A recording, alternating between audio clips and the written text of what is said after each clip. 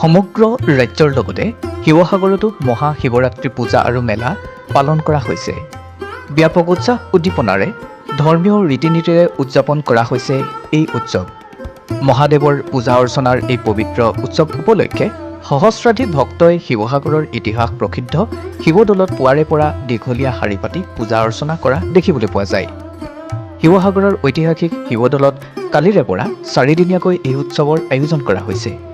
স্থানীয় প্ৰশাসনে উৎসৱৰ সময়ত সুচলতা আৰু নিৰাপত্তাৰ সকলো ব্যৱস্থা গ্ৰহণ কৰিছে। এই উপলক্ষে শিৱসাগৰ চহৰত এক উৎসৱমুখৰ পৰিৱেশৰ সৃষ্টি হৈছে। কাৰ্যসূচীৰ অংশৰূপে উৎসৱৰ দিনকেইটাত ভালেমান ধৰ্মীয় আৰু সাংস্কৃতিক কাৰ্যসূচীৰো আয়োজন কৰা হৈছে।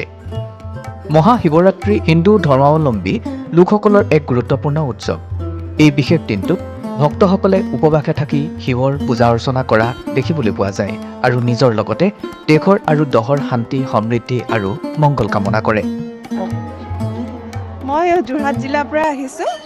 আগতে ইয়াতে চাকৰি সংক্ৰান্তত আছিলোঁ, তেতিয়া হয়তো বন্ধৰ কাৰণে গুচি যোৱা হয়। আজি সুদূৰ যোৰহাট জিলাৰ পৰা আহিছোঁ। খুবেই মোৰ ভাল লাগিছে। ভক্তপ্ৰাণ ৰাইজসকলৰ লগত একগোট হৈ মই আজি ইয়ালৈ আহিছোঁ আৰু আশা কৰোঁ অলপ পিছতে সোমাব পাৰিম। আজি এতিয়া 1.5 ঘণ্টামান হৈ গৈছে মোৰ। তথাপিতো ভিতৰত শিৱ বাবাক নোচোৱাকৈ যাব নোৱাৰি। জয়সাগৰৰ পৰা আহিছোঁ। নহয়, এইবাৰ আহিছোঁ হোষ্টেলৰ পৰা।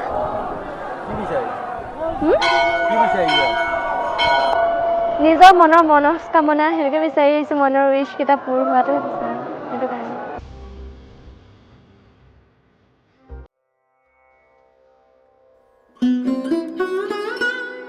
বিগত বৰ্ষৰ দৰে এইবাৰো এই উৎসৱৰ সৈতে এখন বৃহৎ মেলাৰ আয়োজন কৰা হৈছে।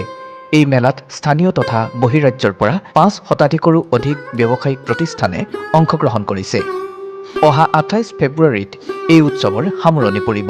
এই উপলক্ষে শিৱসাগৰ জিলা প্ৰশাসনে 27 ফেব্ৰুৱাৰীত স্থানীয় বন্ধৰ দিন ঘোষণা কৰিছে। শিৱসাগৰৰ পৰা পৰাগ বৰাৰ ৰিপৰ্ট।